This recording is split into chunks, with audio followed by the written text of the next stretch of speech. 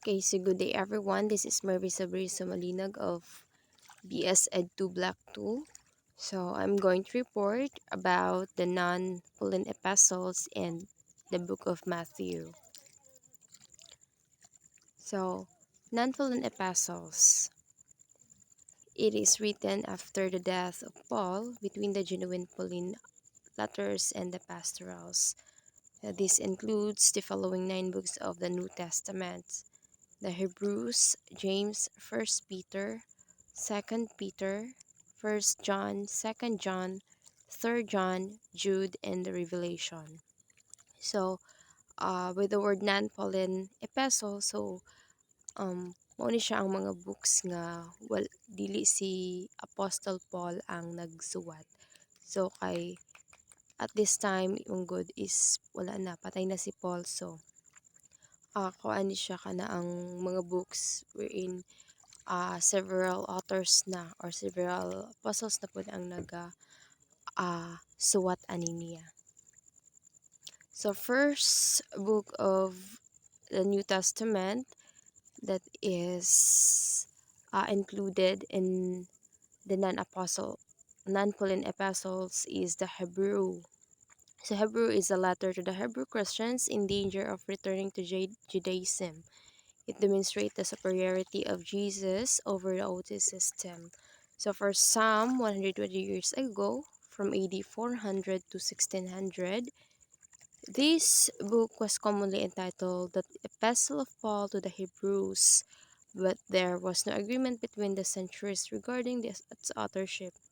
The oldest and the most reliable title is Pros Hebraios. So, kani siya nga book yung contains ni siya sa demonstration sa how superior Jesus Christ is. So, unsa siya ka mas labaw sa tanan, no? So, ani nga book is kuan pod, naghatag po ni siya og warning para sa mga Hebrehanon, sa mga Kristohanon nga igbalik nila sa Judaismo, sa Juda. So, kuan sila gitagaan sila warning ani sa mga unsa nga possibility nga mahitabo nila if mubalik sila sa Juda. So, mao ni siya. But then the superiority of Jesus kay ni reign ani nga book or ani nga time, kasi ipakita sa Ginoo that he is powerful man po, diba? So next is James. So in the Bisaya or in the Cebuano version, so mo ni siya ang Santiago. So James, a practical exhortation of believers to live a Christian life, evidencing regeneration. It urges a self-examination of the evidence of the changed life. So this epistle begins with James of God, the 12 tribes, to clearly indicate the sender, or the net Bible translates from James, the bondservant of God, but there were 4 men named in the New Testament. So dili siya dili siya moingon nga kanaang naa siya nahitabo nga pagkalibog, because ang author mong gud giingon nga si James naaman po'y upat ka nga ginganlan og James sa New Testament, which are the son of Zebedee and the brother of John. So James pud iyang ngalan. Then the son of Alphaeus, then the father of Judas, pero dili siya si Judas nga Iscariot, and the half brother of the Lord. So mao ni siya, 4 kabuok sila. So James di ay is nagatalk siya about sa exhortation of the suffering sa usa ka Christian gani nga despite sa tanan nga mga persecution nga mahitabo sa iya nga life, is padayon gihapon siya nga nag-walk by faith nga na gani, nga wala siya na stop because lang gi-persecute siya, o gipagkita niya nga iyang nga life is na change na by the grace of God. So dili siya ingon nga kanaang sa igo lang sila sa history, something like that. Then also kanaang makita gani sa ilahang nga mga binuhatan ang change ng ilang nga kinabuhi. Wala sila nagpabilin nga steady sa unsang nga past nila nga pagkinabuhi, like that. Then the next is the First Peter. So Peter wrote this letter to encourage its recipients in the light of their suffering and be humble in it. So he also mentions about the baptism. So kani di ay pod kaning First Peter is gisuwat pod ni Pedro o ni Peter to encourage nga madasig ang mga iyahang gipaigwanan ni ang mga tao, ang mga Kristohanon nga kana ang kuan kana ganing inspire despite sa ilang mga sufferings, no, despite sa ilang mga sufferings, then kabalo man sila nga they have the Christ nga magpaluyo nila. Then gi-encourage pud ang mga tao nga kanang kinahanglan nga magpaubos gihapon, painubsanon, kinahanglan nga pasensyoso nga maghuwat tungod kay na siya kay ang sufferings mong good when you are a follower of Christ, ang sufferings jud is naa jud na pirmi, dili gid na siya mawala. So you are persecuted, tamayon ka sa mga tao, sungog-sungogon ka because sa imuha nga paglakaw as a Christian siya. So ani pod gi-mention po niya about sa baptism. So unsa man jud ining baptism? So baptism is kani siya, it's your kanang mura gani sign or symbol nimo nga kanang you are born again. Nga kanang once nga you've kana ang done water baptism is na ang imuha nga daan nga kinabuhi sa imo nang gibiyaan, that's why nga na-change na ka. So mo ni siya, then kaning baptism is kuan po ni siya kana ang pagsunod sa gusto sa Ginoo, di ba?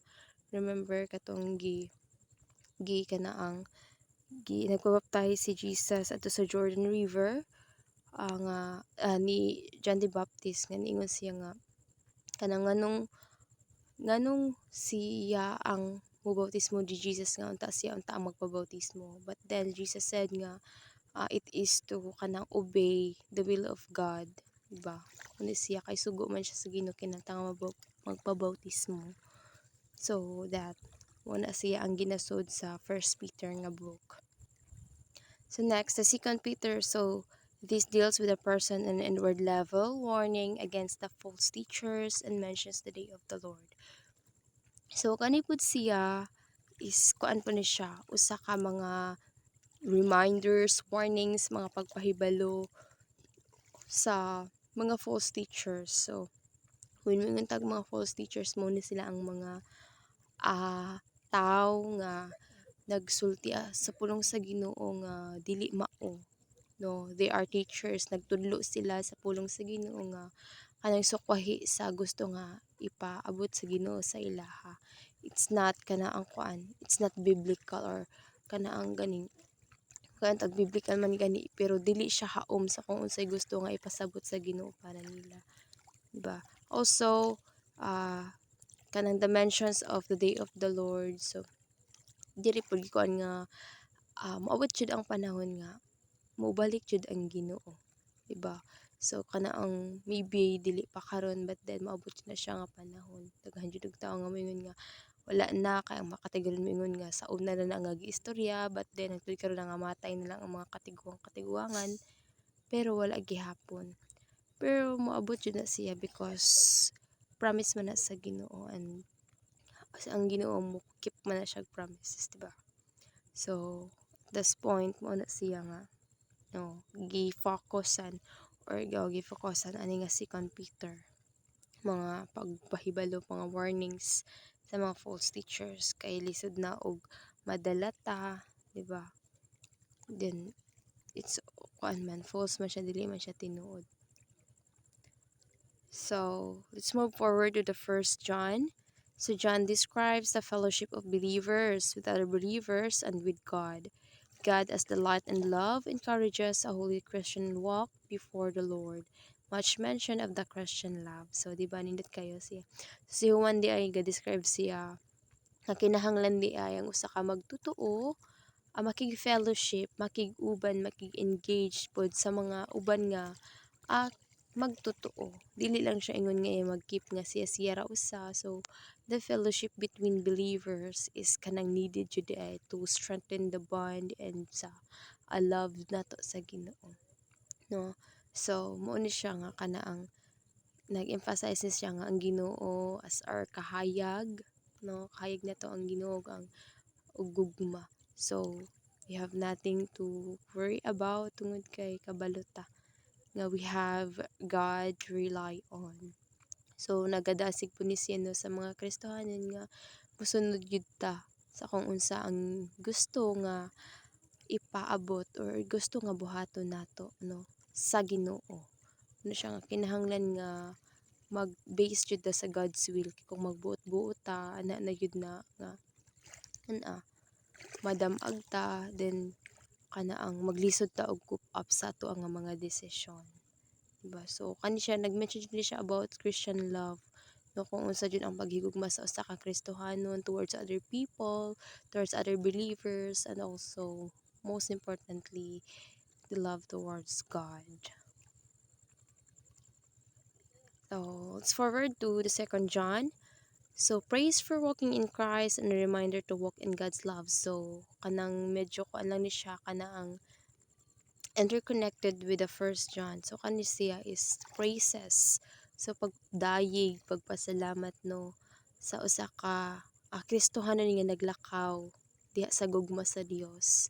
Dili siya ingon nga kana ang you're walking as a person lang, but then you're walking as a Christian, as a real Christian nga nagsunod ka sa mga lakang sa Ginoo. So when we sing nga nagsunod ka sa lakang sa Ginoo, so you're refrain from doing mistakes, doing sins nga kabalo ka nga makapahiubos sa Ginoo, nga dili makapalipay sa Ginoo, di ba?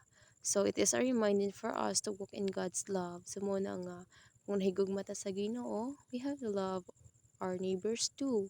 Ang ato ang mga uh, ato ang uban nga mga tao, atong mga kaila, di ba? So muna siya nga dili lang ka mag-selfish nga you have to love yourself na lang jud. So you have to love others too because usa na siya sa mga gipangayo sa Ginoo. Usa na siya sa mga gusto sa Ginoo nga buhaton sa iyang mga kanakan. And so John. So this through John thanks Gaius guys for his kindness to God's people and rebukes stupid. So kani siya pod is kana ang pagpasalamat pud ni siya, no, praises gihapon siya pariha sa second John, no, nga kana ang ganing the power of kanang mag-review ka, how you tried rebuking, example kana ganing urumon ka, di ba? Kana ang na time nga mo review ka mo sulti ka with the word of God or even Jesus name and God's love, di ba? So mo ni siya gipakadakan nga kana ang if mo rebuke data, so God will always be at our rescue, di ba? So kung imuha lang jud tawgon ang Ginoo, mo praises kasi ang is dili jud siya magduha sa pagtubag sa imuha. So that's how kind, that is how good our God is always. Okay, so let's more forward to Jude. So Jude exposed false teachers and uses of theologians to demonstrate judgment upon them, contents for the faith. So kani po siya, kung katong sa mga lain nga book is gi-remindan lang ta about false teachers, pero ani nga Jude, sa Jude is gi-expose na jud niya, no, nga kana ganing ilang mga gamit nila ang word of God nga para makabitik og tao, nga na kana ang gitwist nila ang word of God nga mohaom sa ilaha nga pagtuo bisan og lahi na jud siya, dili siya mao. So kani nga kuan is gi-expose na jud niya, iyahan na jud nga palabas ang ilahang mga baho, ilahang mga kanang ilahang guilt nga mitabo din nila. So i-expose na sila. So, false teachers lagi again mo ni sila ang nagpakalat sa pulong sa Ginoo, dahil sa pulong sa Ginoo nga dili mao, nahay sa gulbutbut, dili na siya kana ang straight from the Bible. So na kung naamang gani straight from the Bible mong gani ginatwist na pud nila para maom sa ilang nga belief. So mao ni siya no. Mao ni nga nagpakita po diri nga contents for faith no. So kinahanglan nga nga to ang pagtuo is kana ang unwavering siya. Dili siya ma-wave lang tungod kay makadungog lang ka nga other teachers nagsulti nga ingani di ay no dapat kung sa tayo mong gituhuan about Jesus Christ, and when you read that you are in the truth, you are in the way nga gusto sa Ginoo sa imuha, don stick to it, di ba? Remain muna siya. And the last of the 9 books, that is non-Pauline epistles, is the Revelation. So it is highly symbolic vision of the future rebellion, judgment, and consummation of things. So as we all know, Revelation no, or ang pinadayag is mo ni siya ang last book sa New Testament no. Mo ni siya ang ika 27th book sa New Testament. So Revelation sulod di siya sa mga kanang vision, mga propesiya nga unsay mahitabo in the near future. So no kaning atong nahitabo sa Israel karon, it is ako biblical propesiya ni siya nga naanam-anam na siya og kasulbad, di ba? So the future rebellion, di ba? Daghan na kayo og mga wars nga nahitabo no, and we all know nga hapit na jud ang pagbalik sa Ginoo. Dili na gyud ta dapat nga magbuang-buang sa ato ang pagtuo. Dili na jud ta dapat nga magpakabuta-bungol sa tanan nga nahitabo tungod it's biblical man good. Dili ni siya ingon nga nahitabo lang because of kanaang tuyo sa mga tao, but then it's God's will, it's the pagtuman,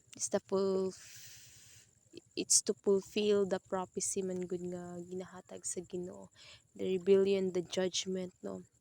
Muni nga hukman jud ta sa umaabot nga panahon mahitabo gyud na siya.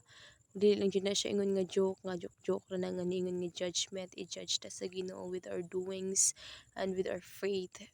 Dili jud na siya ingon nga joke. That's the truth and the consummation of things no, sa mga hitabo sa tanan nga mga butang mahanaw ang kalibutan. And then that's true because naana siya sa Bible, it's biblical. Yes, mo to siya nga ang Revelation jud is focus jud ni siya sa mga butang sa umaabot. Kaya kinahanglan nato pangandaman sa atong mga kinabuhi. So let's move forward to the Matthew. So the Gospel of Matthew is the first book of the New Testament of the Bible and one of the 3 synoptic Gospels. It tells how Israel's Messiah, Jesus, comes to his people but is rejected by them, and how, after his resurrection, he sends the disciples and the Gentiles instead. So, ano siya? Nakadaang. At first, no, si Jesus, when na siya diri sa earth, is wala dyan siya tuuhi. Gina-reject po siya sa mga tao. That is why, ato adyan nga ipot sa tong mind nga ang rejection is na adyan na permi. No, it's natural jud nga ma-reject ta because even God, even Jesus kay gi-reject man gani siya sa mga tao no, knowing that he is the Messiah, he is the God sent sa ato nga mo save sa ato ang mga lives, diba? So whenever you feel rejection, okay ra jud na siya kaayo because it's part of life, it's part of living muna siya nga.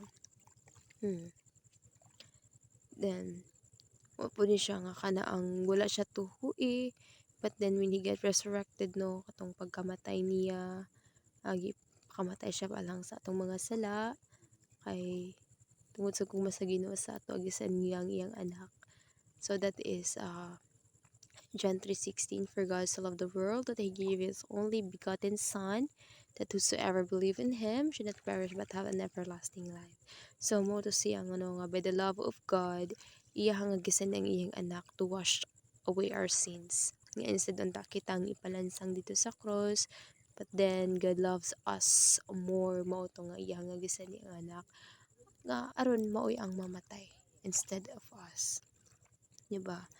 So, moto siya nga even to muni siya ang ginakuan sa Matthew. And also the theme of the book Matthew then is that Jesus Christ, the King of Israel, the Son of God. With this theme in mind, we can see how carefully it is carried through the book of Matthew. Jewish people had their ideas of what a king and his kingdom should be, and this had to be shown particularly to Jewish reader. To siya. So, Matthew is the first book of the New Testament.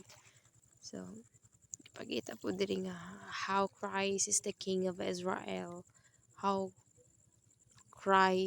Jesus Christ is the Son of God. So, mo to siya nga uh, makita nato how good and great our God is, diba?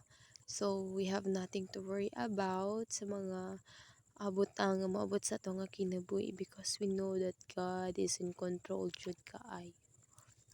No, so dili ta need nga ma-worry sa tanan nga mahitabo sa ato because we know nga naatay God nga ma-rely, naatay God nga kasumbungan, naatay God nga dalangpanan. And I think that would be all with this day. Thank you everyone for listening and viewing this presentation. Good day again.